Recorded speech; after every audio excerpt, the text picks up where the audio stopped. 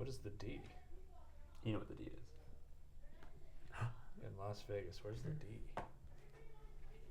Is it in Vegas? Right, so Oh, it's no, starting. in Vegas. Oh, we're back. Okay, here we Back. go. Nope. No. I see us. Oh, We're you do? moving. Yeah, we have. We're out. There's 4 views. Oh wait. This was streamed live less than 1 hour. Yeah, no, this has got to be it. It looks like it's way It's behind. at like 56 seconds. No, it's Yeah, not that's- live. No, that's Super. not it. Okay. You are live. The internet can totally see you now. Hey everyone. We don't believe that we're live. Prove us wrong. I'm gonna find the. Oh, here we go. Wait. I don't know. I was No. humping the air, and I'm not seeing myself hump the air. Like, that was forever ago, that dance move I did. That was like 5 minutes ago. I said a lot of stuff in those 5 minutes. Okay, let me. I see 8 watching us now on the old one. Okay, here we go. Here's the new one. Here's Don't the new tell live them one. we can see them. Okay, we can see you now. Okay. I know. Don't. Yes. Hey everyone. So, It's working! We can pew pew pew pew pew. okay. Hey everyone. Yo. We're back. We're doing the thing and the thing and we're thing. We're sort of buffering. back. Hopefully this will be a little bit better. We're having a lot of trouble. I think the next time we do one of these, we'll probably do a different venue with some better internet. Good. So let's We have learned. let's see. Let me go up through here for some questions. Okay, there's a question here for Josh.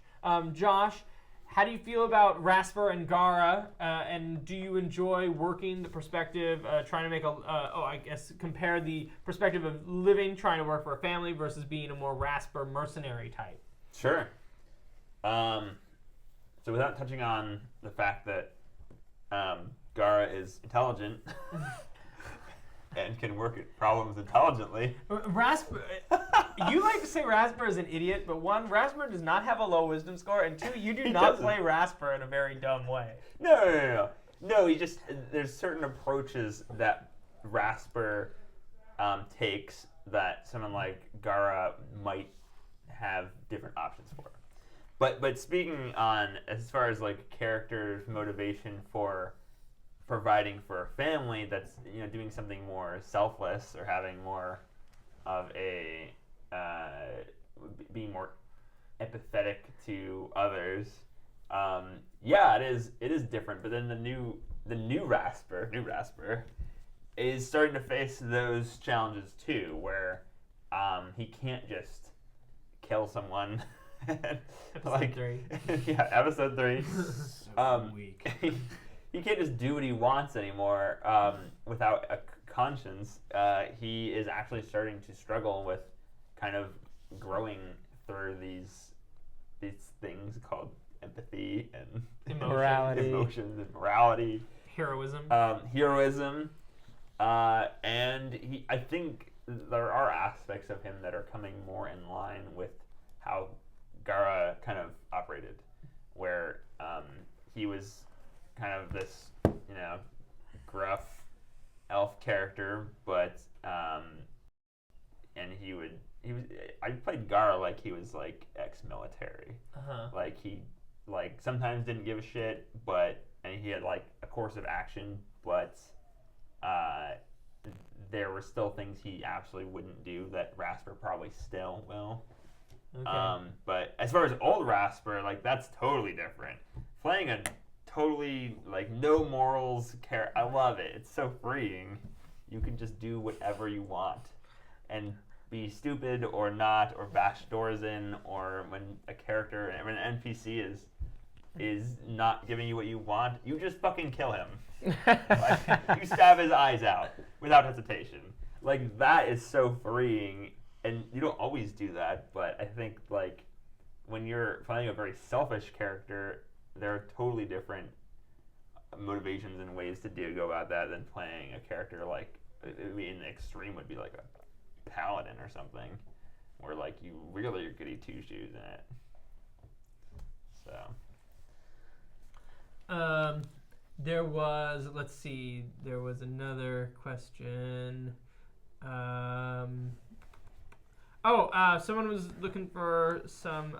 Well, do you guys, 11 guys watching in there? Do you have any more questions? Any more questions for us? Repeat a question that we didn't get to or might not have seen or missed. We'll answer anything. Well, There we'll was the answer DM anything. Q&A one. Yeah. I don't know. I would do another DM Q&A. That would be fun, or maybe the first one. I don't remember if we've done one or not. But I would certainly do that. Gilliman Redford is not here. Get him on! Get 'em on, Redford. Eventually, it's going to turn into. Yeah, it's heading there. Oh, Zach's got a gift. Raul was because Casey, you'll probably want to talk about this a little bit. I kind of addressed it a little bit in the comments. But is there a chance that Clarion would be alive with his family in the ranch timeline? I have some opinions on it, but wait, alive his family would probably be alive. Clarion left to join the McCalloch Marauders. I don't think he went home every night. So I think he was just wherever their hideout was, and they were on the move. And so I don't his parents would be alive, but it wouldn't be any different than the regular timeline where he's disappeared and hasn't come back home for 20 years. Yeah, I think he would have just the same conflict between his father would have happened. He would have just left, joined the McCallum Marauders, and then he would have he's come to peace with the fact that he's a werewolf, and then that's why I don't know what the extent of Clarion leading an army of werewolves is, but that's what we the talked about. Let me ask you this question though, because I don't know if I've talked to you about this. Clarion's family's from a different dimension. correct. So would they even be in the ranch timeline, or are the alternate Clarions wandering around the city of Absalom in the Pathfinder universe? I Did I think- miss something? They're from a different dimension? Yeah, did you not watch Threshold Homecoming? No. Yeah, Clarion's mom and dad I are didn't from even catch that. a I different. was there. Are from they're Yeah, from we had to sit through Stevens. need a wiki. Sean Different Connery. dimension. Yeah, I was. Where's your character wiki? My Clarion has a wiki. Is that up on there? The His Clarion is. Wait, but wait. We have a wiki? Wait, Clarion probably has more text on his wiki than anyone. Really? I Yes, went through. Wow. Yeah, I went Okay. all out. Yeah, there's a whole. And I didn't even get to the campaign. Right. This was all Oh, pre-campaign really? stuff. Oh, Yeah. backstory stuff. He's Oh. yeah, because he's 35. He left home at 15, and which is really surprising when it's he comes home and it's Gilliman Redford's just sitting there. I still think that's amazing. It's just like 15 years later, it's just old pals come back together. I thought that was a really Gilliman Redford. But I don't know. I think I assume that even in the ranch timeline, the parts that make Threshold are still there, and I think That's part so of interesting. that his parents would still be there. Because I feel like, and we haven't had to address this, so we don't need to canonize anything, but Yeah. I sort of feel like because they were just traveling from timeline to timeline, one of the things that makes the primary timeline that we're in special is the fact that They that's stuck the one that around. they landed on. So rather than an infinite number of Clarions on it, there's on an infinite number of Mobius strips. Part of what makes ours special is that is the one that they landed They've on. stuck. Okay. That's Clarion just could a be in different- Absalom a different somewhere. thought. I Okay. suppose in an infinite number of universes, there is a ranch timeline in which they landed and a ranch timeline in which they didn't. I just like thinking of the implications of Yeah. because you always forget that Clarion's mom and dad are from from- the Pathfinder universe. That- It is. That came, Yeah. they came over. Casey played another character named Alon who was in a Pathfinder campaign, and he's like, I think I want Clarion to be Alon's kid, and it's like, oh my god. And so that's That does sound Going very Casey. going way back to keeping characters alive is that naming Wilden Bell and Alan Johns Clarion Johns. which also is funny because he has a brother in the Clarion Pathfinder does? universe. Or Alon does. No, Clarion does. Why? Because when we were gonna do Rise of the Rune Lords, Oh. remember I had the Maelstrom. Oh, the Maelstrom- Maelstrom is Yes. Clairon's brother? Yeah, because they'd gone back in time and he had. Oh, Yeah, God. it was all The wacky. Maelstrom was grapples and unarmed strikes. Pat, here's a good one for you. Oh, yeah. Do you miss playing Slick with all the Swampland natives? Yeah, I miss playing Because Slick. I do. I miss you playing Slick. I love Slick. He's. I wish I got to spend more time playing Slick because it's so fun to be this like backwater, like live off the land. I don't know. Like so Weirdo. backcountry. Yeah. You had the like urban hero background, so like I don't know. It's just it surprises me sometimes that like people have heard of Slick. Yeah, People- everybody knew of Slick, like as like this, like the Swamp Man. Yeah. Yeah. Slay Swamp Man. Yeah, you could have a History Channel show. Yeah. Right? Although after the events of Homecoming, Slick's predicament changes dramatically, Oh. which mostly will be revealed probably in a short story at some Ooh, a point. short story released on our Patreon. Yeah. But let's just say that everybody kind of just took off, and Warung's treasure didn't go with them. And Slick and Squeeze are That's living true. easy. He's the last man standing. Yes. Clarion and Gillimon are like, Yeah, we they get take off. we get arrested. Jamie takes off with the sword. yeah. And Renard follows him. chases after chases him. after him. So Slick is sitting there with Oh Squeeze and my a whole bunch of God. gold and a a dragon boat sword. named Gatorbait. And so he's about to be living. About the long night, right? Yeah. Was it? I don't know Yeah. how to canonize that, Yeah. but we assume. Buy Yeah. yourself the finest double wide motorhome I think No, you could ever afford. He's gonna buy the Long Night, which the, was the the whorehouse. hotel brothel that they stayed at while in Crescent Crest. That's cool. Yeah, I want to read this. Yeah, it's gonna be good. So there's more Slick to come. Yeah, I'd love to read a short story. Slick and Squeeze. Slick and Squeeze, they live in a swamp. That's the whole. It's gonna be like a children's cartoon. It takes place in a whorehouse. Yeah. Oh god. Let's see. There's a question for Pamela, but she isn't here. We'll see if she comes back in time. What part of the Threshold world that you haven't been to yet would you like to go next? I really want to see Thathesia, or as That's everyone else knows of it, Ignopia, Or Land of the Bird People? or the Land of the Bird Ooh. People. That was a follow-up question. The second part is, will we see anything from outside the reach of the Imperium anytime soon? So probably. I'm super interested. Offhandedly, like I'm interested to be a character in whoever goes over the mountains to like where the giants are now with the Fae or whatever.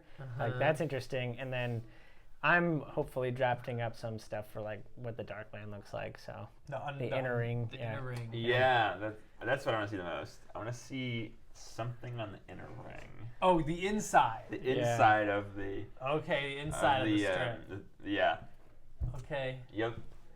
Like beyond the what's the like the dark area called again? The interior. But like the Oh, on the Underdark? twist You itself, the call it Underdark. The Underdark. The Underdark? Yeah, so beyond the Underdark, when things Beyond the are Underdark. in the light again, like what is that world like? Because it's like it's totally separated from this outer world. So like there could be like totally different evolved creatures, and it could be like crazy. Yeah. Or not. Like we haven't seen it, so Yeah.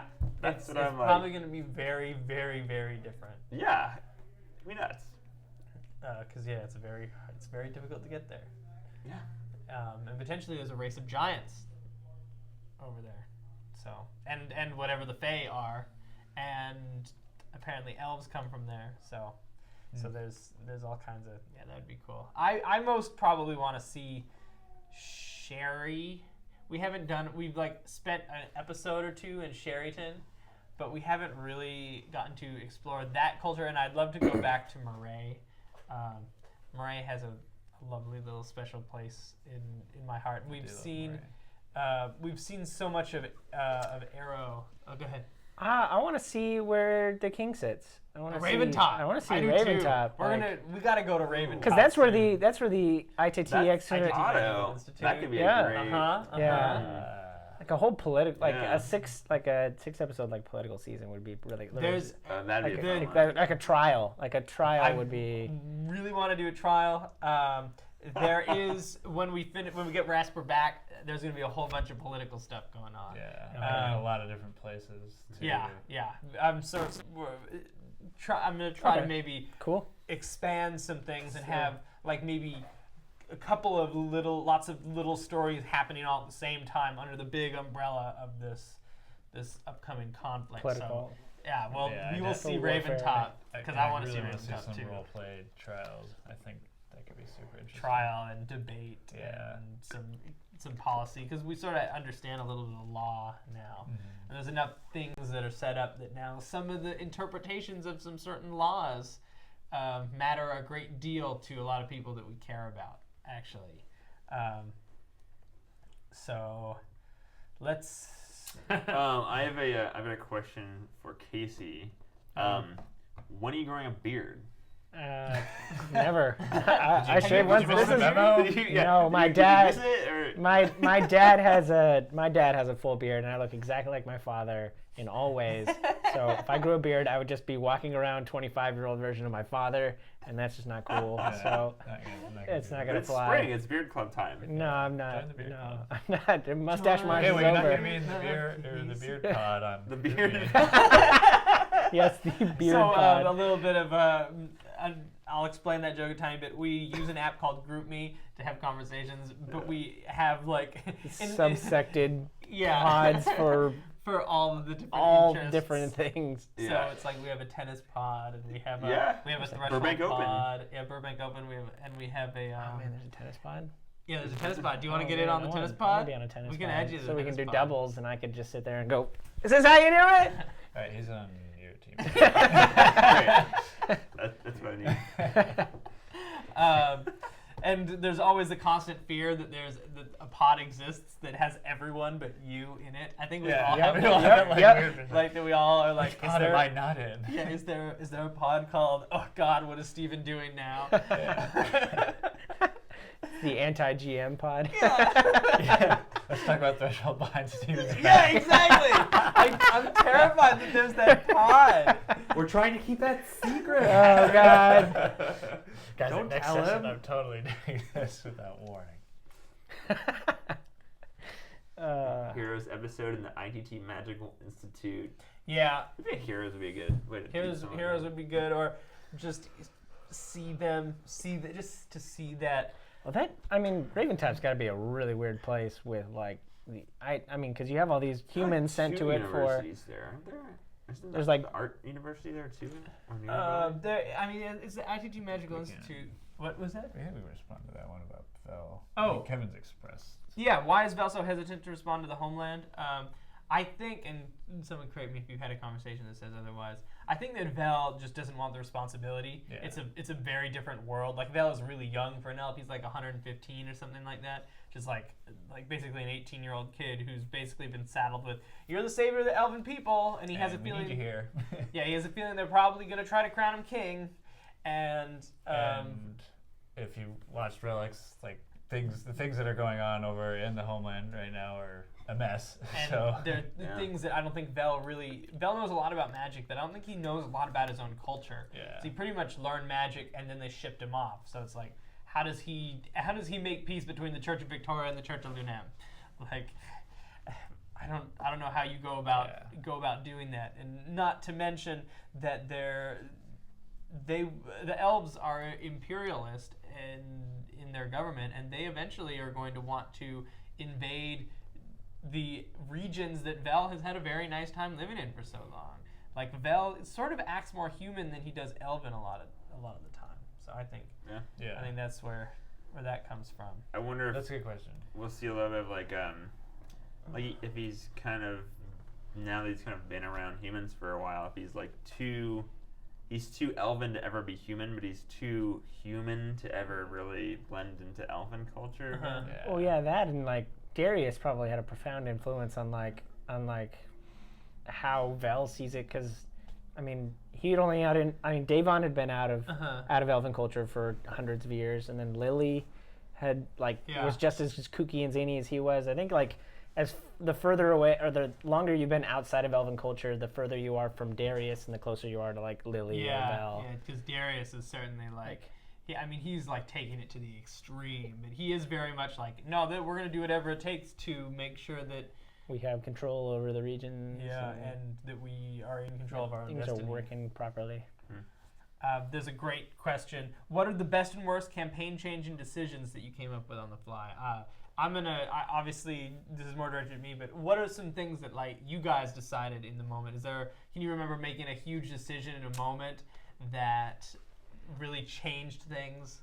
I still like of all the maybe this is opposite of what you're asking, but like I still regret that one moment where I could have thrown in Gigaplex when what's her name, when Bathsheba or whatever was like dancing, and I wanted to like and like Steven had already established like I want to use my one hero point right now to like launch my blade at her and then like that's a campaign making decision. You chose not I to didn't, throw, yeah. 'cause that I was did like, I didn't want to take it away from like, because I wanted Vel to resolve the situation because he had grown so close to Ozydax or Osylax, and so I was like, I want him to resolve the situation, but I just like I'd already named my blade Love Lost. I was like, this is so perfect, but like I want Vel to figure it out, so I didn't do it. That's such an interesting, because by you not making that choice, it resulted in another on-the-fly character choice, which is then again Vel still not, and having Christine sort of like make the opposite choice that you made, which is like, no, I'm just gonna kill him because he needs to die, and that like had profound influence on everything that came afterwards. I had two things. As Ka, I wanted to kill Archie. Oh, and you chose not to. Yeah, and I still think Ka's probably not happy about that, because to Ka he's a monster. Like he is. He's a monster. He's a terrible monster. He's Doing literally a horrible monster. things, yeah. And he didn't, because he felt like he was finally like making friends with Vel and Christine, and he knew that they wouldn't like that. So, but like I still kind of think it would have been more interesting if, like, because he was the one that lunged out because Brock was whiffing everything, but Kyle was the one that lunged out and like mortally wounded him,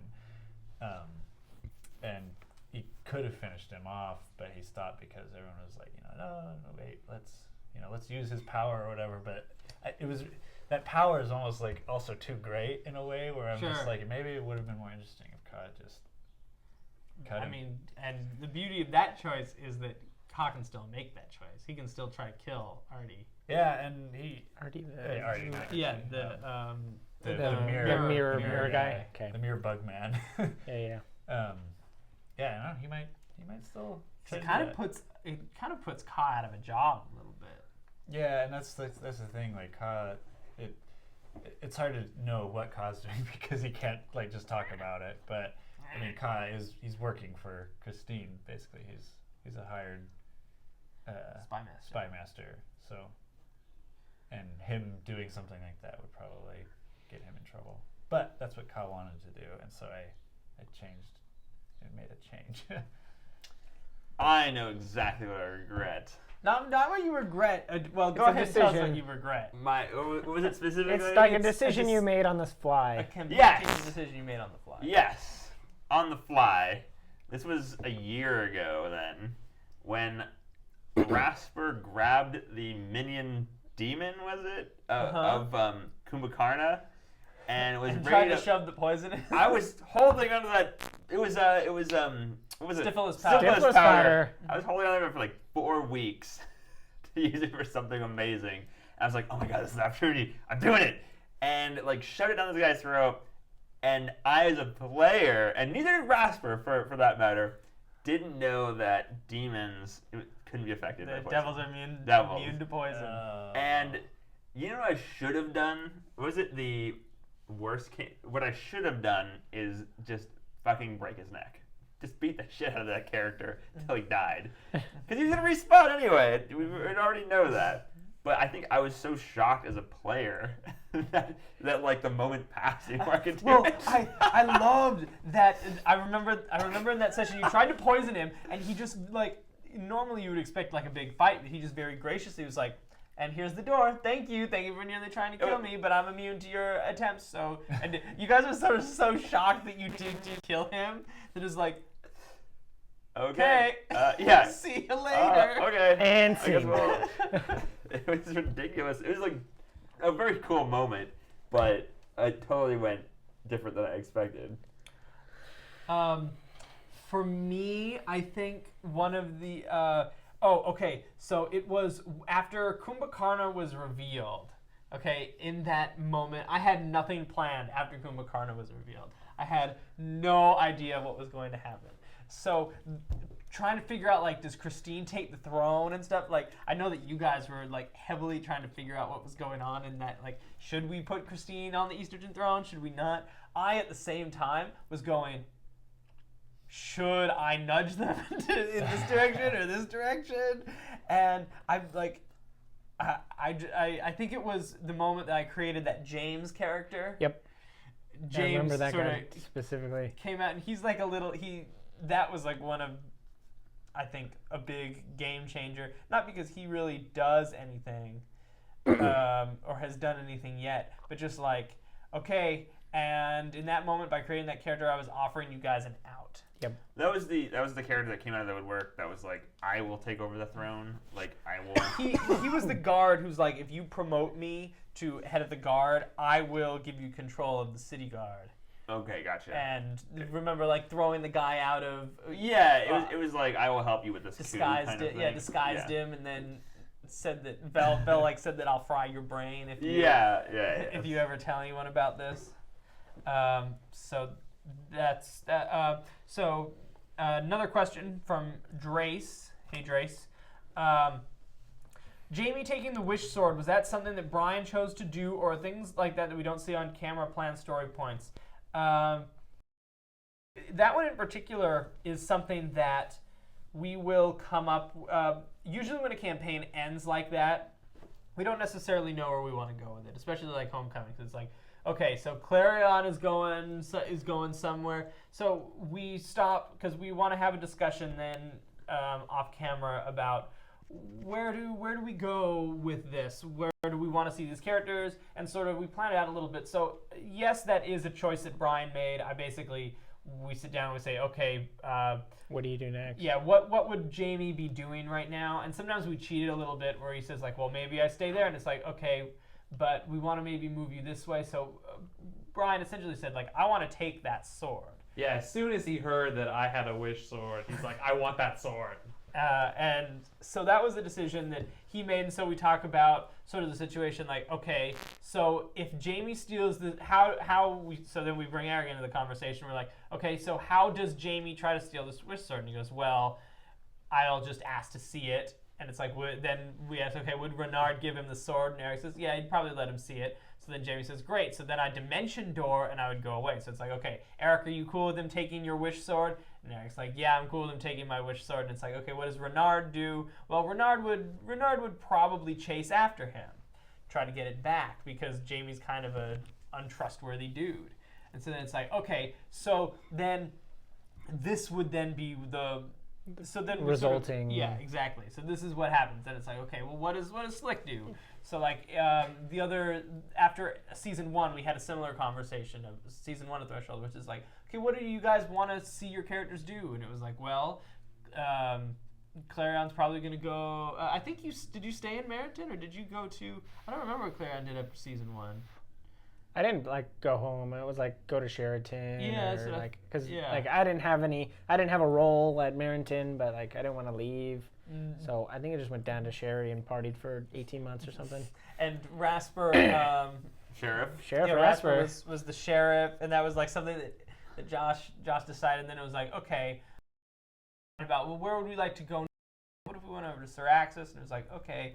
So we sort of like decide, sort of as a, we sort of decide, sort of having, where it's like, okay, what do these characters do? And it was like, well, I think they maybe Toss and Ferrex build a dungeon with Vox staying at that as the final boss of that dungeon, and it's like Gara goes home. Like we sort of have a meta conversation, sort of just all as players, and figuring out how do we want to continue that story. So it usually it does come down to a player choice. Usually, I don't think we've ever had a character do something that they absolutely didn't want to do. Yeah, we haven't forced anybody to do anything, but So we make sure they do something in character, but sometimes those conversations have consequences, which is like, okay, how long do we want to leave Rasper in the ranch timeline? Yeah. We had a conversation about that, and it was like, well, that's how the Twitter campaign happened, which is like, oh, what if we did the Twitter campaign? And now we're rescuing him. Yeah. So I hope that answers your question. Let's see. I don't know. Freezing Madness, could you retype your question? About the party pet? Yeah, about the what? The part? Oh yeah. Oh, we didn't have a party. Oh, didn't have a party pet. Oh, I see. I get it. Okay, so he's asking, like, sometimes a party pet. You know, like where you have like a wolf or something that is like your party's pet. Well, Slick kind of had Squeeze, but that was sort of yeah, a ranger. Toss had Skidal, the Nexus bug. But our main heroes, I guess, don't really have a pet. Rasper's the pet. I don't know. Cause the pet birdie. Yeah, I don't know. Sometimes I feel like, and maybe you guys feel the same way, I sometimes feel like animal companions and pets and things get lost, and familiars.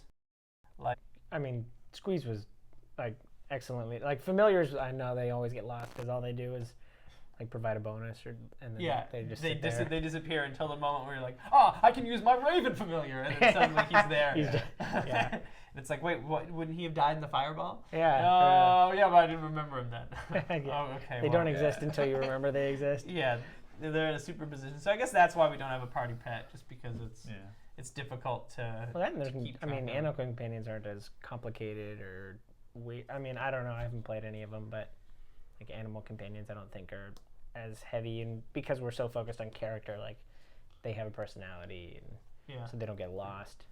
I think you guys should I get a basically dog. had to give Squeeze some sort of personality to make it not just like, I have a snake. There's a snake. I think you guys should get a dog. I think you guys should get a watchdog that you train to like guard things. I think that'd be awesome. You just want more dogs. You want You keep Well, talking about no, it. the dogs. If you watch my afterwards for that episode, the dogs all make sense.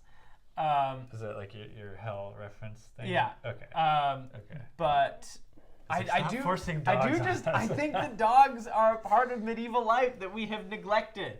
They definitely are. I think we need more dogs. And I'm gonna gift you guys a dog. We have horses.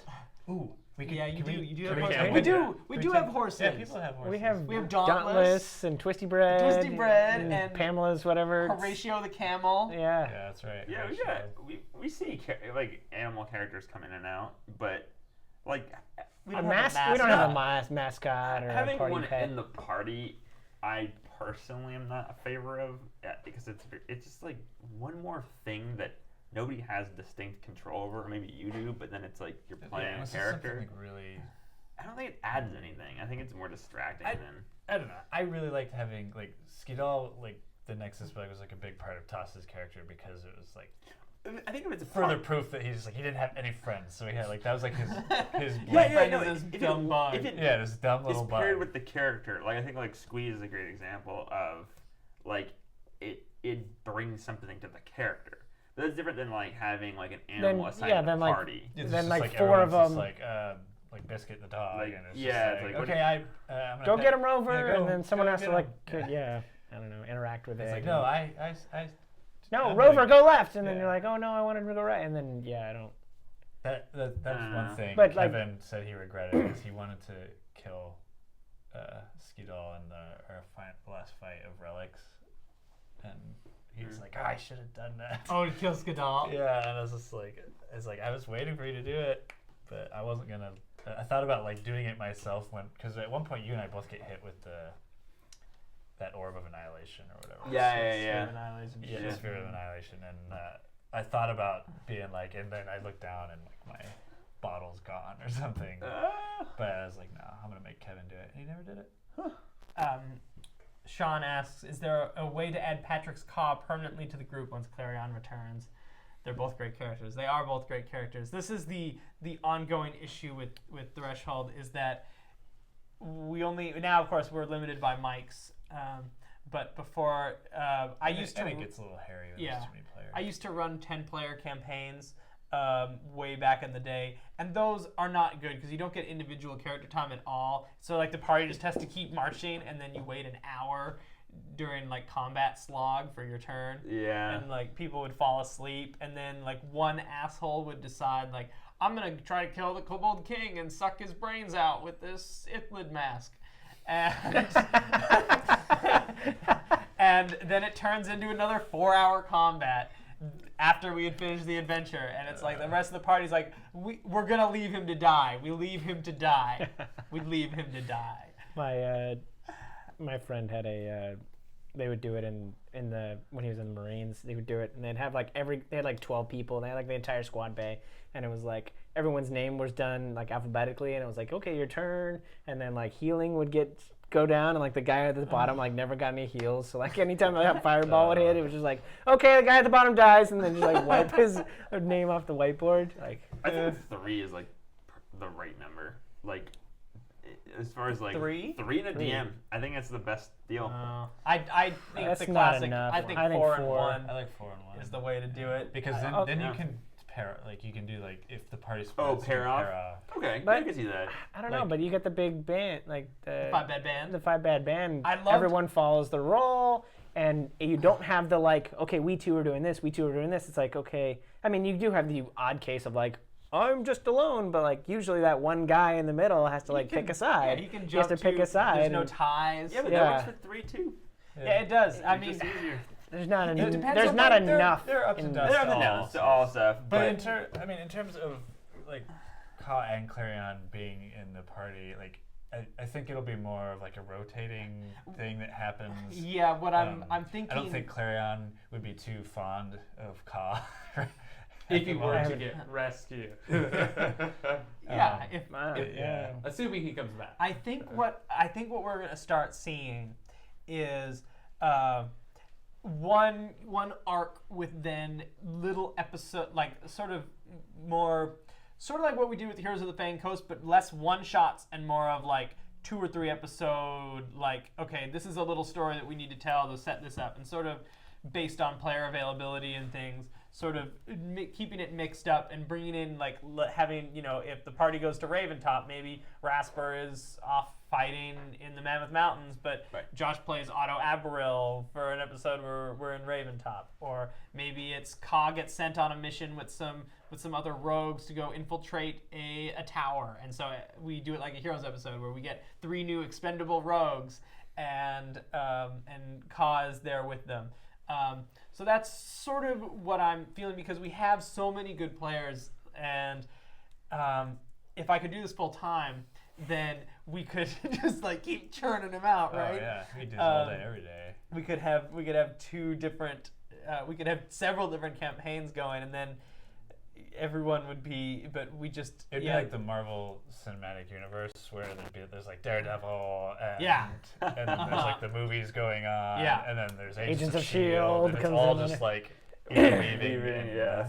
That's So what I it'd be think like. we'll probably get the main cast together for the start of that, to kick off, to sort of pick up where the end of the Devil campaign, or Yeah. Well, that and like, I don't know, like how much growing has happened where like even if you put, you know, the main cast back together again, like I don't know how much growing. You haven't is. experienced Yeah. this because but the party is sort of fractured. Like, Yeah. it's not a happy cast. Like, Christine is pissed at Jamie because Jamie's being really not telling the truth and like And lying Vel. about the wish sword. Yeah, and Vel is sort of like completely closed himself off a little bit in his research, that he's not like he doesn't And want to go Rasper's home. not himself anymore. Like he's not the same. I think it's going to be Rasper. interesting It's to see it's Rasper and Christine probably get a lot closer Yeah. because they, but maybe not, because it's sort of like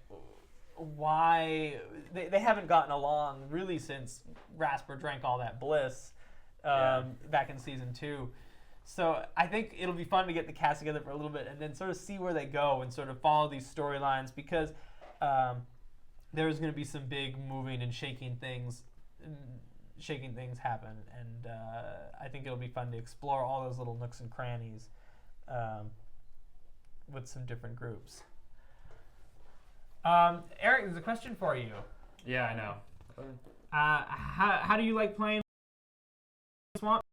Was it a very memorable moment? Yeah, it was fun going from behind the screen in front of it. It was also my first time playing, and I realized I wasn't very assertive in sort of taking a role. And it was sort of overwhelming because everyone else has played so much. But I had a lot of fun, and I'm sure I might come back at some point. Another question, Morgan Reynolds. The whole druid dungeon thing from the end of Kevin's arc, Relics of the Homeland, whether or not designing that as a PDF. I definitely want to turn that into a PDF to release, an adventure that you guys could run in the World of Threshold that's sort of already built for you guys. That'd be amazing. I think Like, that'd be a lot of fun. Yeah, that'd be the. It's essentially, we should all work together on writing a module for that. Yeah. Do it like a full on like.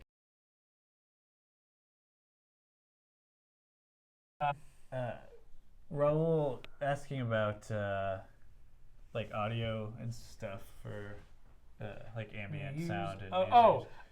Yeah, we've We've started to do that. yeah, a little in bit. 3 and 4 we use a little bit more of the audio. It sort of depends on whether I remember to prep it or not. Right. Because sometimes I have the time to prep it and it's great. Sometimes I don't. I really am going to try to prep it because I think it adds that little bit of. Yeah, and we all like ambiance it for as us. players, so we want it. It keeps us in Yeah. the moment. Yeah. And we're hoping to bring back the table cam once we sort of maybe get a little bit more of our workflow under wraps think for there's- certain situations. Do we have do you have a spare 5D? Or we have a spare 5D or something like that around? I mean, I we have could a just use one of these 32. for the. Yeah, I was thinking just 32. run one of those What- separately. yeah. But those can only record for like 12 minutes. Those can only. Well, we'll figure it out. But Yeah. a camera Or- that records onto its own media would be ideal for our Yeah, I workflow was now. thinking just Oh, I run see. that into a laptop. And anyway, Yeah. technical things aside, there's a little bit of a, because of our new workflow, there's a little bit of a new question of how to do the table cam. You'll see in episode 2, we forget that we don't have it. And I bring out these lovely Terra tiles, and we start setting up the miniatures on there. And then Kevin's like, "Guys, we don't have a table cam. The audience can't see what Yeah. this is." And we're like, "Oh," but we just sort of use them for rough placement because I do sometimes like the table cam. The miniatures are good sometimes for like things where you have like six enemies, 6 nameless enemies that will remain nameless. Pink, red, yellow, blue, and green. When you have all of them, when you have all of them lined up, you can identify them by color. But sometimes it's nice just to like boop, boop, boop, boop, boop, put some miniatures down on the ground and be able to be like, okay, I move over to that one just like this. And I don't love the grid system, but we'll try to bring back the table cam so you guys can kind of theater of the mind things a little bit easier. So we're looking into bringing that back. That's definitely something that we want to do. Let's see. I think any questions we missed. We might have missed one. Let's. Yeah, if we haven't answered your question. Please, please. Oh, free Skywarp to- said, Steven, did you learn anything from Kevin as a DM? You Something know- that he did that you liked that you would hang on to? It was different being a player. I have played lots of characters under different DMs. It was very one of the things that I think I learned was how if you as a DM, it sort of helped take me out of being in the DM where you know where the story's going. Whereas a player, if you may not necessarily realize where the story's going, and it might as a DM seem. Because I just remember feeling as Ferox, I was like, where's this plot building to? Like normally you have some idea where it's going, and it was fun being totally in the dark. Both fun, but also from a role-playing situation, it's sometimes like, ooh, what choice do I make here? Like, what's going to further the story? Because that's sort of the question that's always in my mind. But if you don't know where it is, sometimes you just have to make the big choices. Yeah, here goes nothing. Yeah, exactly.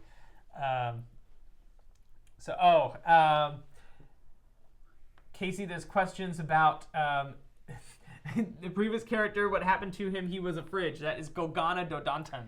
Gogana Dodontan. What happened to him? God, that was the greatest exchange ever. I mean, Would you like to play Gogana again? oh hell yeah, I love Gogana as a character. I like Gogana too. He hasn't achieved the third part of the Animalist tribe yet, so I have like the rough draft of what his backstory is. I should throw that on the wiki.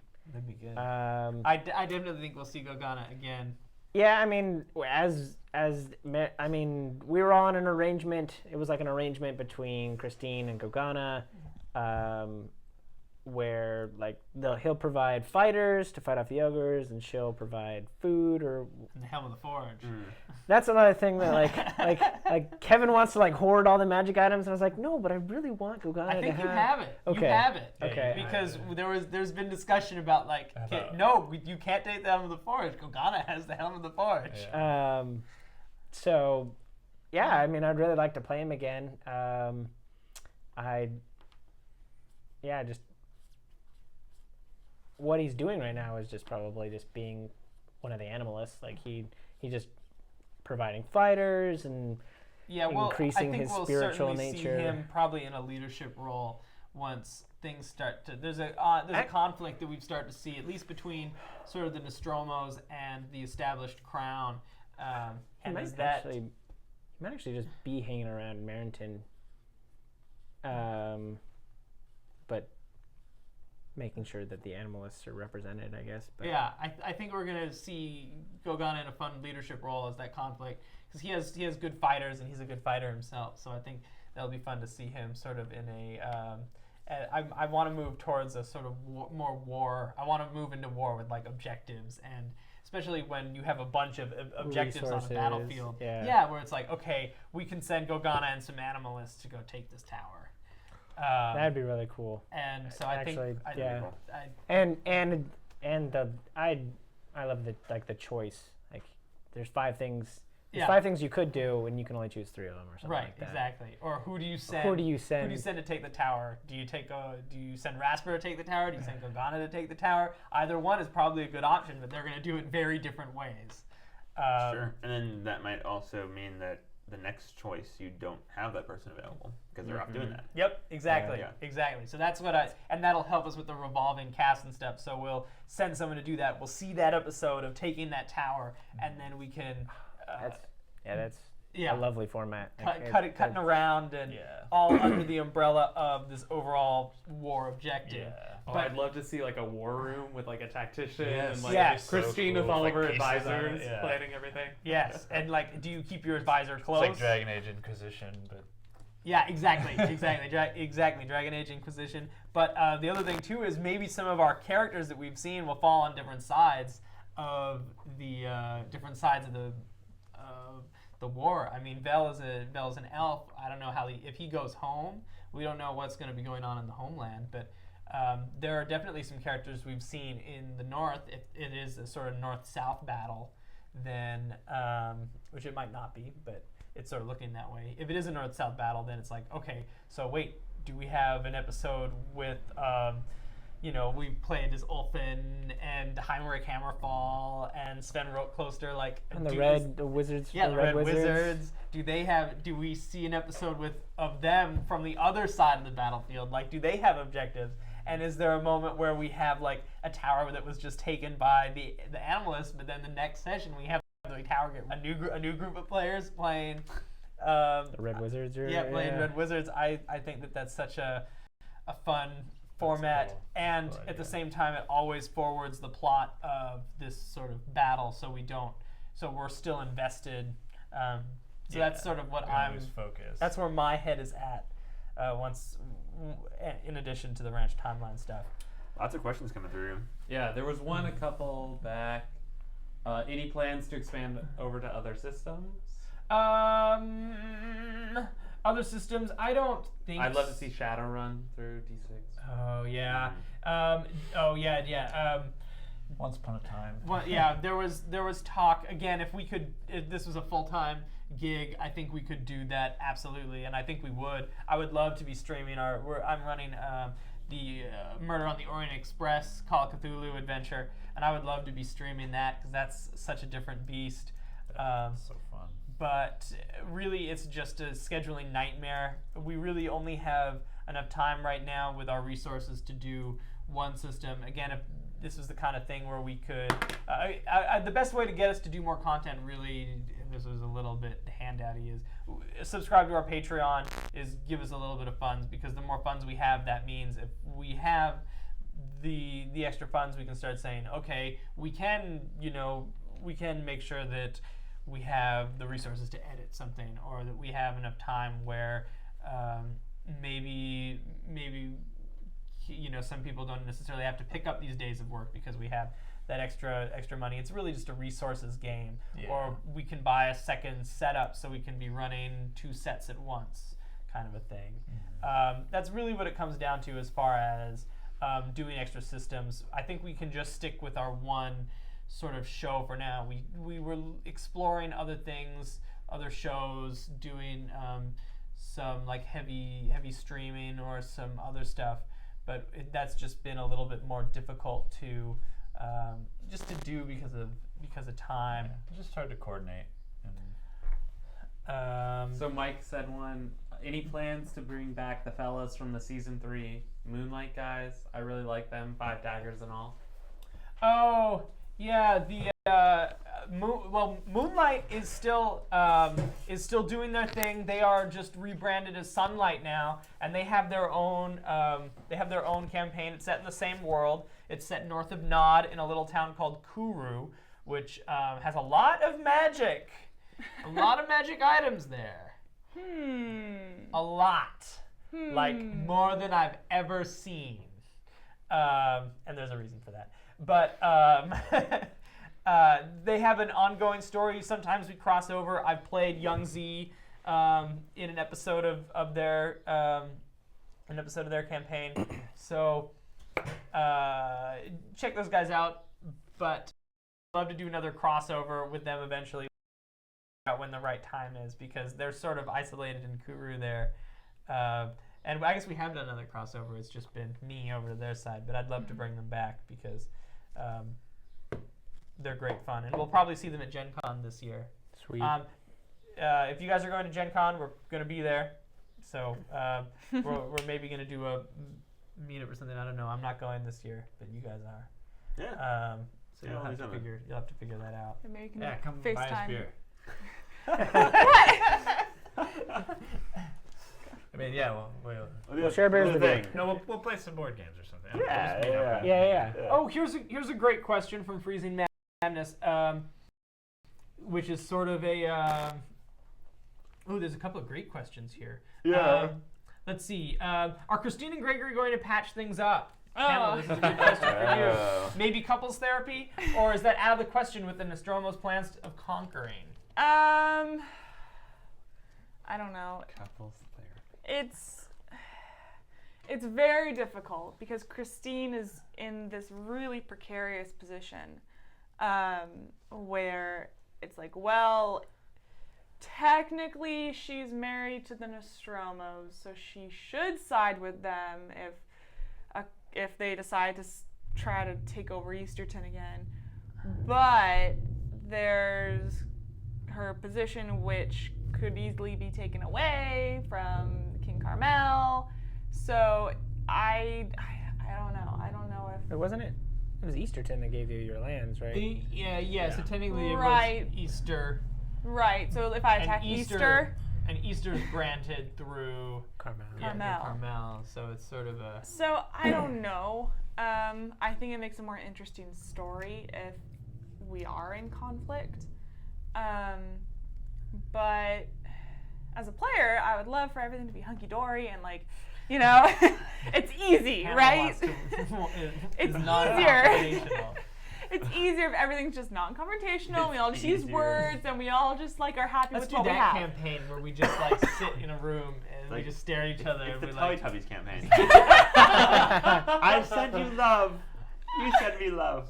oh my god, Resources are plentiful. I'm writing the Teletubby RPG. Oh god. Alright. I think it literally is just you use those big fate point things that I have and you just like give them to each other and That's all you do. just pass them around. But I honestly, I don't think that things are going to be patched up between Christine and Gregory, especially with how tensions are kind of all like what if what side am I on? What side does Merrington tip to? Because they're kind of a linchpin for both sides. It's a very important bay on that coast. Here's a question: as DM and players, how important is characters' backstory? Do you use the 10-minute background system to create a background? I don't know what that is, so I guess not. Do you incorporate character backstory in the world of the campaign? I think it's super important because for me as a player, I don't like care much for like the alignment type system. So it's like, so like my character's decisions are based on like their past and their backstory, and as opposed to like a. So I think it's really important. I don't know. I think it's important as a player for me to know other people's characters' backstories, especially if there's history there. Like if there's anything like Definitely. like if you guys have met on the road and you know each other, or you know for a couple of days, your character would know things that you as a player wouldn't know if you were just like, oh, this is my character, I'm this. Right. Like you'd be shooting the shit over a couple of days, and so like there's a lot more to play off of there when you kind of know those things. I agree. I think that while I've never used a system to like create a backstory, I do ask myself really important questions like, are my parents alive? If not, why? Like that, and that's a really simple question. In what way was my character orphaned? Right. Like it's like, well, I know for Christine, like I knew that Pretty my handy mom's stuff like. missing/dead, and my dad died really recently from like, it wasn't like he died in battle. It's because he fell off a horse and hit his head on a rock, and it was a freak accident. And it's like you never. I feel like you don't really get that a lot in campaigns where it's like, you know, my father was a great hero and he died in battle. It's like, no, my dad fell accidentally, like the horse freaked, he fell off and he hit his head on a rock and he died. I want to play a character who just declares his backstory like you did just there. Oh, so Jamie? Sorry, Brian. I mean like a character who's like, he's just a fighter and he says like, I'm a hero, I come from the east, and I will slay you with my sword, Deathbringer. Like Way over the top. I, son of William. yeah, who like just announces his backstory like as his he's going. his That's rallying That's actually cry. really funny. That's a good. I guess I'll just incorporate those ideas to Tonbert. Yeah. Tonbert Cooper. Yes. Ugh, It's perfect for Tom. yeah. I haven't used a system to develop a backstory. I usually go in pretty light on backstory, and then I figure out, like Gogana, like why is he here and all that kind of stuff. Like I didn't figure any of that stuff. I was just like, he's Gogana. Like he just happens to be on the road when we cross. He just likes to put that burden on Steven. Yeah. Well, no. I mean, I figure out like Gogana has a backstory and why he's here, but but yeah, it wasn't a bird. They're just like, I'm here. You I'm encounter teasing someone. you. You I'm encounter teasing someone you. across. Yeah, I mean, I don't use the system, but yeah, I ask myself why as things are happening, like all of a sudden slavery comes up, and it's like, how does Gogana feel about slavery? And it's like, okay, he's against it. Why? And then I'm figuring those things out while I'm playing the character, as opposed to like he already has a set reason. There was one question up here about Yeah, how do you tell Yeah, people how to limit characters? It was, how do you tell a big group of people that you will only have 4 players at a time, because he has that trouble right now. Yeah, that's hard, because you want everyone to be like involved, Yeah. but at the same time, really for me, what it comes down to, we sort of had this not too long ago with the Call of Cthulhu campaign. We did a session where we had, I think, 8 or 9 people. Yeah. Oh, yeah. And essentially what happened was it ended up just being like a couple of the louder people sort of being able to make all of the calls, while other people, like I know, Casey, you had a character that sort of like, you had things that you wanted to do, but because they deviated just slightly from like the main railroad of the other 9 people were doing, it meant that we couldn't really give those events any time. So really I would talk to your players and say, like, what kind of game do you want to play? Do you want to play one where you get a lot of individualized attention? You can tell a good story for your character, because you can't do that with this many people. So if that is the case, I would say either, or the other option is like, we can either limit this and we can have a good campaign, and maybe you'll wait a little while, but you can get more attention. It's sort of like, do you want to wait a little while, or do you want your game now? I don't know. What do you guys? I mean, like, Quality Yeah. over quantity. yeah, quality Yeah. over quantity. And as a player, you know, if it is that situation and you don't quite fit into somebody's game, you know, you put on your big boy pants and just Yeah, it's okay. There'll be another game. There'll be you can another game play. at some point. Yeah. I mean, we were doing a rotation thing. I mean, there's also, I was talking to someone a while back online about player dynamics, because like you also have people that don't play well together, Yeah. Sure, or don't fit that dynamic for We- that like player group well, we have that too. and it just, some people play differently. Like that could be a big issue too if you have 1 or 2 people that are very loud or very like opinionated, or their characters, they tend to play very like prominent characters. That can totally kind of drone out like characters that are more subtle in their ways, or players that like to play those kind of characters. I would probably group those kind of players together so there was more of like a balanced dynamic there. Yeah. But yeah, it's a hard talk. Sorry, I love you, but it's. I yeah. mean, the one thing, like, the one thing that I've picked up along the way is like, as a player, because I mostly am just a player, like Just a player. just a player. I don't like. I haven't run anything in Threshold yet, so I'm just got the player thing in front of me. I don't have GM, player in front of Casey Adams. Okay, I'm just saying, Subsidy you're of not Thresh- just a player, you No. are a player. Grand player. No, Yeah. Oh my no. gosh. Your talent. But if you really want to play with a group of people, learn what they want out of the campaign, or observe them and see what they want to do. Like before I started playing Dungeons and Dragons with Steven, I was a coordinated like group action, like the way we played Pathfinder and that stuff was like, now we are in tactical structure of like, okay, and yes, and we have killed the Aboleth, and we win, and that was my thing. And then Let's I didn't divide the loot. and divide loot in mass complicated system. Right. Get Pontigo. There's a character I want to play too. He's like a halfling, or he's a little tiny Treasure human, or maybe even a gnome. Yeah, he's just an accountant, and like he doesn't do much fighting. Go ahead, Casey. So I had no idea for like what the character wants or needs or anything like that until like even Wilden was just like, I am elf with bow.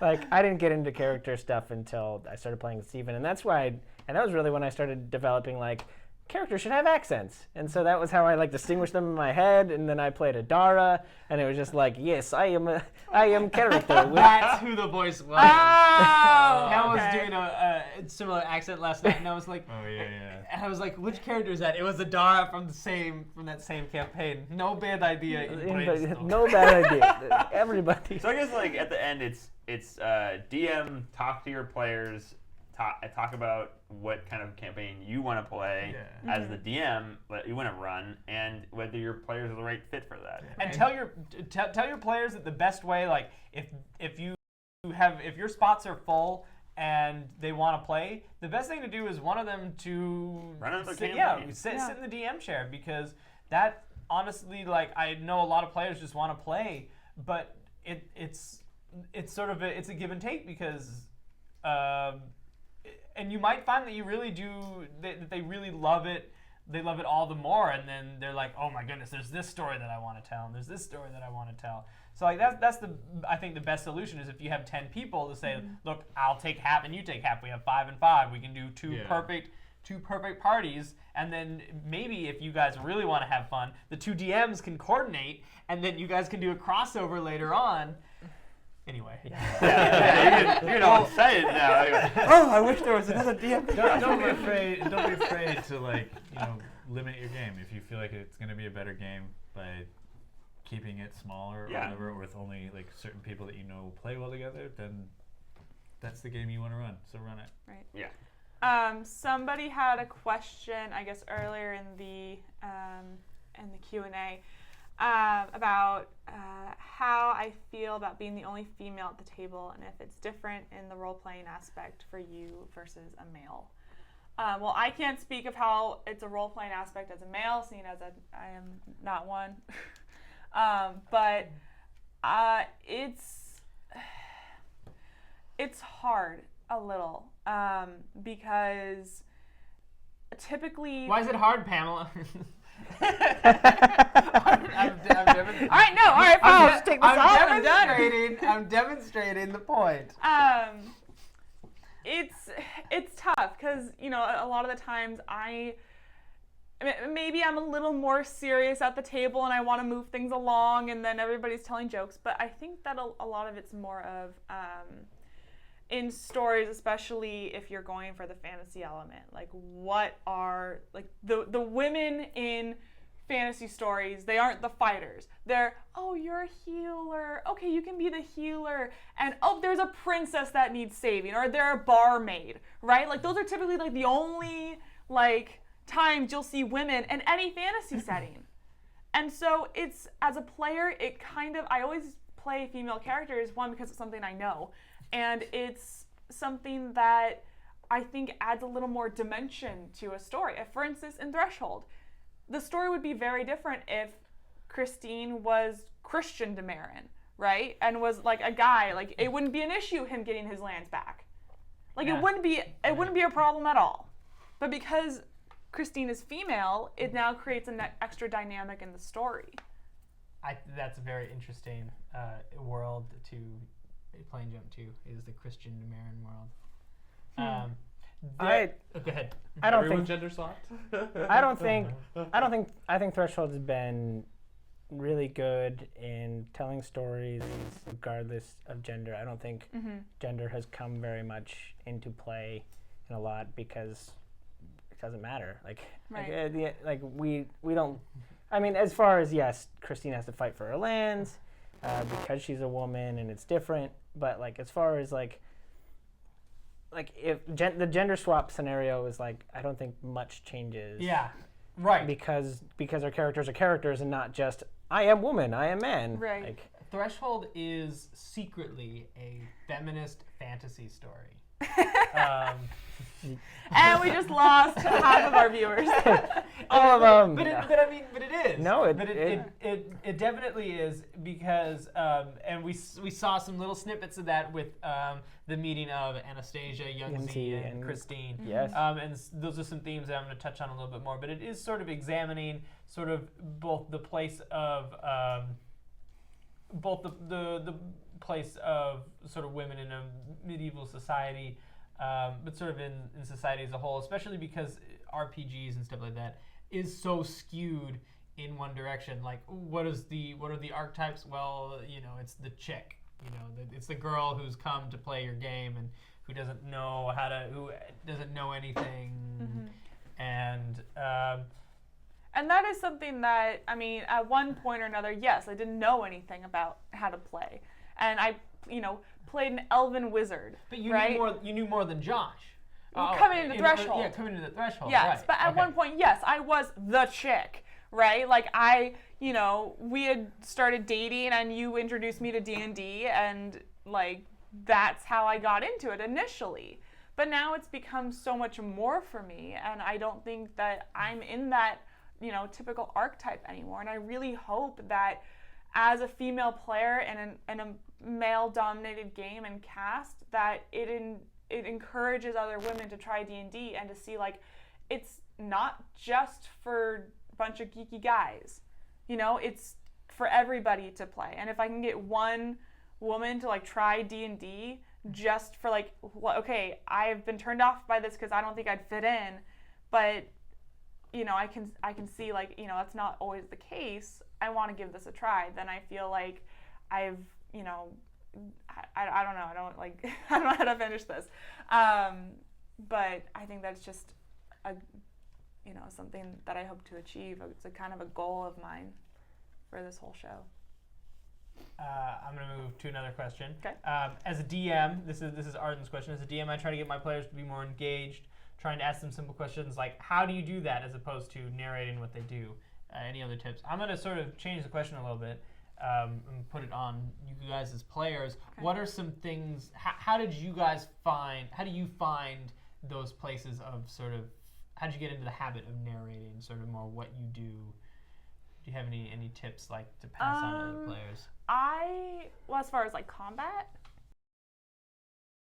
Guess I don't know. In general. Well, I know for combat, when we first started doing Threshold, I built Christine in Soul Calibur, and and I just played as an axe wielding female in Soul Calibur, and I just wanted to see what were some of the moves that they had done in Soul Calibur. That's so interesting. That you don't remember that? No, I don't. Okay.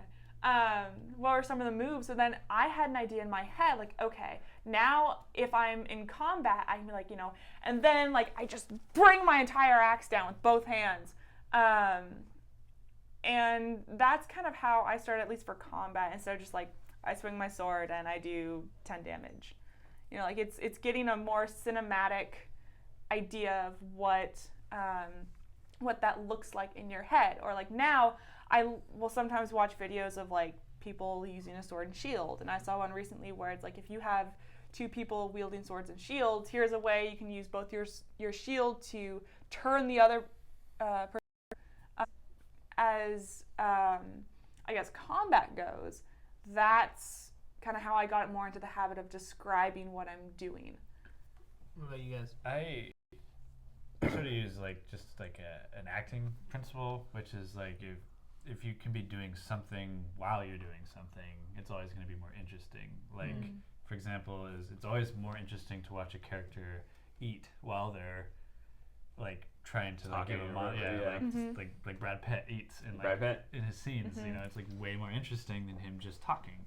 And so I try to think about like, well, what can my character be doing while I'm doing this? It's like, so it's not just like, oh, well, I'm gonna climb this ladder. It's like I'm gonna grab on the ladder, and as I'm climbing it, like, I don't know, I'm also like fiddling with my dagger or something. Like, what am I doing while I'm doing it? And that just makes it a little more. I like focus on getting the visual and cinematic aspect of it. Yeah. In my head, like, by the way, in my head, like, this like awesomely drawn. I've always said that I wanted like more awesome. No, it's more like it looks maybe more like Miyazaki. Type animation in my head. Beautiful. I think I picture Ka with like wind, like yeah, that's great. I think that another good rule that I have on my little sheet is if you don't say it, it didn't happen. So like maybe like all this stuff could be going on in my head, like of what Christine's doing and all that. But if I don't say any of it, it's only happening for me. It's not happening within the world. And so if It's a great phrase. so if your players are having trouble like saying how they're doing something, it's like, well, how do they see it in their head? Do they just see it as like, I walk up to him and like it's just like I ask him, where I can find the orcs that have been invading the town? It's like, okay, well, do you literally just go up to a random person and go, where are the orcs that are invading the town? That's not how people talk. I mean, maybe some people, but I think in general it's more of a back and forth, and there's a conversation, and maybe in your head you're having that conversation. If you don't the story as players. I think Steven does a good job of asking you guys to explain what you say when you're like, oh, we got this information, and I explain it to the rest of the party. You've been doing a good job of being like, but actually, Because Explain. how Explain. Rasper chooses to explain the idea that there are 7 mages on the wall of the tower is important. Because Right. saying there's 7 mages on the wall of the tower is very different than what Rasper there's some dudes on the tower, let's go get them. Yeah. I mean, I think that's important sometimes. I mean, and sometimes I think that can be bypassed, where it's just like, okay, I tell them that, because other sometimes Right. it's like I Sometimes don't want it's to. obnoxious. Yeah. Right. I'm not gonna do the that. interpreter situation is the Yeah. worst situation of That's what all I wanted to touch situations you on. could ever role play ever. There's the other extreme where people get really long-winded with their descriptions, and everyone else is like, yeah. Yeah, and we know. It's we like, get I bought it. my 4th dagger, and then I put the poison on it, and then I say his I name. smell it, and as I And smell then it, I I- remember my childhood. It's like, And I- oh my god, just like Are fucking you, kill are a you guy. referring to spellcasters versus? No. I've seen It definitely happens more with spellcasters. Understandably so. Understandably, I take but- my hands, and out of them comes a An red entire orange universe fire. And within this universe, there's a story that's unfolding, and And let I me tell you them about it. together, and the force of that. Exactly. It all changed. How I approached role playing all changed when it was like, I swing my sword, and then Steven said, "Describe your swing," and then that was You're like, oh my god, there's a whole world of Oh role playing my that I'm not God. For controlling. me, the big thing that Steven did that helped me was the simple, like, tell me how he goes down. Yeah. Oh, Yep. I love Tell Me How He Yes, Does. I love. That's like the perfect thing for me, because I struggle, especially I struggle more in combat for some reason than I do in just like normal stuff. But in combat, when you're like, well, tell me how he goes down, then all of a sudden I'm like, oh, well, this is how he would go down. Like, Make a character in Soul Calibur. I don't need any. I like help that to know as how my daggers and swords will your go into people. GM thing for like, and it's not always the case, but generally, like, if the character succeeds, He the player describes the describes. situation. If the Yeah, hold character me fails, to you that. describe. I've streamlined it a little bit sometimes. Just remind me that like when you succeed, you get to tell me what happened. Yes. That's Yeah. to sort of answer someone else's question. That's one of the things that I've stolen from Fate. In Fate, the winner of the roll off gets to decide the outcome of the situation, whether it's a good thing or a bad thing, or so I've been influenced by Fate a lot. That was something that I was kind of struggling with the other day, where I was thinking like, I want to roll first and know whether I succeed or fail, and then describe either my success or failure. And like Yeah. I was like, oh well, like I know if like I roll a diplomacy check and I roll a 1, like I know because it's like. Sometimes you describe it and you're like, "Yo, King, I beckon to you that I Right. wish You to," don't want and to then give an impassioned speech and roll and a one. and then roll a 1, and then you're just like, and then you farted. That's how you determine like. But- yeah, that is helpful to sort of roll the dice and then. But I understand like GM describes failure. Like I don't know, it was just 2 realms of thought that were happening in my mind. Like, which way do I want it? Because you definitely want to like know what you're doing before you stab the guy. Right. And, like the momentum, and then how it succeeds. But there's also like you don't want, Yeah, my you let us bequeath to my describe lord, our- and then you fart. You've let us describe That's our like failures, your, too. that's your rolling a one. is- Trust me. I used to just say anytime you roll a 1, you throw up.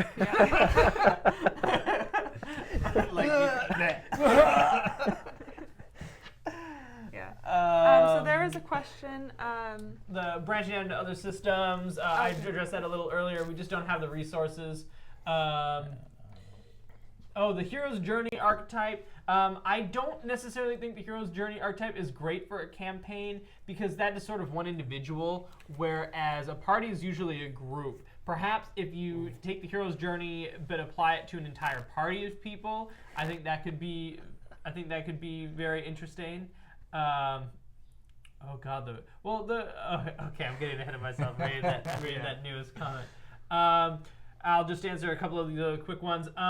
Posting the Threshold campaign resources on the Dungeon Masters Guild for purchase. I am distributing them through our Patreon to our Patreon subscribers. I'm trying to kind of keep that in-house rather than go through the wizards. I haven't read the terms of use for the Dungeon Masters Guild, but I'm kind of trying to keep that stuff more in-house. So I do publish a lot of the campaign stuff, maps and PDFs as I put them out through our Patreon. So please, your donations go a long way, and you get some PDFs for them too, and we can continue to make the show, and we can keep making it better. We're getting close to 3 p.m. here. Yep. We'll just answer these last couple. I'll answer this one real fast. Elves, Freezing Madness. I do want to answer that. Which The favorite pairs. okay. I'll answer this one real fast, then we can do that one. Elves, for backstory reasons, they're very rare and only live in the mountains. I think that sounds really cool. I would say if you're gonna have elves be really rare for backstory reasons, make sure they're rare. Don't let any of your players be elves. Because be rare, and then you have like 3 elves in a party. They're not rare anymore. They're the majority. So I would say if you're gonna have them be rare, keep them super rare, and don't let your players see them until maybe 5 or 6 sessions in. Because when we played, if you see Relics of the Homeland, we were all elves, and then when we see non-elves for the first time, like in episode 7, we're all like, what is this? Yeah. Yeah. Especially Or because- you have your whole party be elves, and it's strangers in a strange land, and everyone is a human. You never see other elves, and every interaction is like, oh, what are you? Are you an elf? But that gets so old so fast. But it made half elves were rare. We really made sure to hit that point really hard with Toss. Yeah. Let's talk about our favorite pair interactions, such as Clarion and Gillimon, Meta and Jamie. What are your favorite pair moments? Mine is Toss and Ferrex. I like Toss and Ferrex. They're very much an unlikely duo that, I dare to say that they almost became friends by the end of Relics. I think that they did by the end of Relics. Yeah, or at least they came to respect each other. And yeah, they're such a weird pair. I love it. They're both total outsiders, and at first, sort of, both by trying to be the insider, they got into conflict because they were both trying to make the other feel like the outsider. But then in the end, they sort of realized, let's just be outsiders. Yeah, let's blow this joint. Yeah. Flip this dude off. I always love Jamie Vale interactions, just like anytime, and that's so much Jamie more. Vale's a That's so, and it's so funny because it's so like Brian and Kevin interactions. Brian and Kevin have known each other like Like- their whole lives. Yeah. They've been intertwined, and And then when anytime when Vel's like, this is about it, and Jamie tries to assert something. The scenario is Jamie tries to assert something. Kevin says, no, that's not how it works. And then Brian goes Ryan gets all puffy. And it never stops being funny. especially because it's the warlock wizard, right? Where Yeah. it's the wizard is is so Kevin, where it's I've studied the rule book. Yeah. I've learned the whole thing. I know all the spells. And Brian is just Episode 3 of Ranch Timeline, there's a moment where Brian just breaks all the rules for the spell, but I don't know the words of the spell, so I just let it happen. And Kevin's like, that was all wrong. And it's like so perfect because it's with the wizard and the warlock. The warlock is just like, and I do some magic. Yeah, it's sort of like the Works so well between the two of them. Rasper and Christine have had some good moments. Yep. That I would have never, ever guessed would have happened in the ways they happened, given that they're so like different. Started out very far away from Goody Two Shoes, which is where Christine, I think, kind of started. Was very like clean and pristine and Sturgeon gentle, clean. Sturgeon clean. And there were some good moments. I also liked Isasic and Kogana. God, that was one of the best. Oh. It's like- that was one of the best. Like okay, how do we approach the bandits in the hole is like one of seriously, like that whole interaction is like one of my favorite points in That was a really Threshold. Gogana's leaping down the square, the ladder, and just like, What is your What name? is your What is name? your name? What is your At name? the end when he's like holding them up. You are banished. You are banished. that's so dark. But like Isasic had a complete. I mean, I don't know. Like the at first they started talking to each other because we both understood the same language, and that was how you first interacted with Kogana. But yeah, it was just like do right, and like no, we must do this. Like very, I don't know. I think of it as lawful and chaos, but yeah. But it was almost like two just different philosophies where Gogana was a communist perspective of like, no, everyone has to participate into society, and Isasic sort of with this sort of like, well, we should kill them. They've done bad. I think throw Christine in there, and it's Yeah, And they're Christine poisonous is a society. Western sort of like, no, there's justice, and we need to like we They should can be saved. Yeah, they should be Yeah. saved. And Gogana's like, if they can be saved, but if they don't contribute, we should throw them off. And Isasic is like, They're no, we poisonous. should just we should just They're kill poisonous. him now. Yeah. Yeah. I love Clarion Gillimon, just because Yeah. same sort of situation too. Brian and Kevin, you and Zach have known each other. Zach have known each other for forever, and so seeing the two of them is always fun. It's always fun when there's like the real world relationships Yep. benefit the in-game relationships. Yeah, we had that. And then Gregory had to go and do something stupid. He didn't do anything stupid. You married a dude you didn't know. I was forced to marry a dude I didn't know. Yeah, you were. Thanks. You could have said no. No, I couldn't have. Yeah, you could. No, I couldn't have. No. Well, we have They some would have good, come and invaded. They would have wrap-up come and invaded questions America. here. Which ones do you want to touch on? And I smell the poison, and I remember my childhood. I was saying that when we were talking about like Ex- extravagantly ex- describing oh. what you're doing. Uh, It doesn't remind me of my childhood. It reminds the rogue of his childhood. I want to see Rasper's Rangers in the new timeline. Oh, nope. The Hawkborn Rangers will not be in the new timeline. I'm sorry to crush your dreams. But Rasper was never in Marenton. He never inspires any kind of lawfulness whatsoever. So, No bullywugs too. And although, yeah, no bullywugs in the ranch timeline. However, we might see a dark version of the Hawkborn Rangers well, if Hawkborn, They might evil be the Rasper, Hawkborn evil Rasper. oh, So maybe we will actually. Now that I think about that. It might be Go, special Hawkborn agents. The Repsar Rangers. The The Repsar Repsar, the Repsar. Repsar Rangers. All right. I think anyone any closing arguments? watch Threshold. Watch Threshold. We love you. Hey everyone, watch Threshold. Point at the camera. More GMs. Yeah, we got some more stuff coming. Thanks for joining us today. Check out Monday for episode 2 of Rasper and the Ranch Timeline. There is a fan favorite character that will be showing up, so be sure to actually, that's not true at all, but you'll think it's true. So check that out. Please check out Yeah, we'll do that again. And check out our Patreon and follow us on Twitter. The Patreon, will I think be releasing the Ranch Timeline episodes, and I think we should just release our Fires of Adam couple of episodes up there just for fun. And if you have any more questions, we do have a subreddit. Yeah, we do. We have a subreddit. Post your questions there. It's our D&D threshold, and we'd love to see some more activity on there because we can have discussions like this over a longer period of time. All day or day.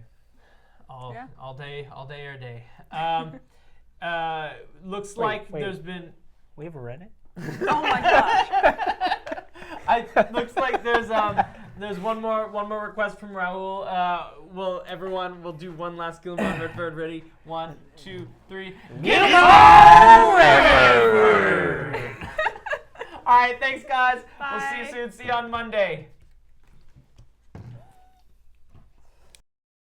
Alright, is that it?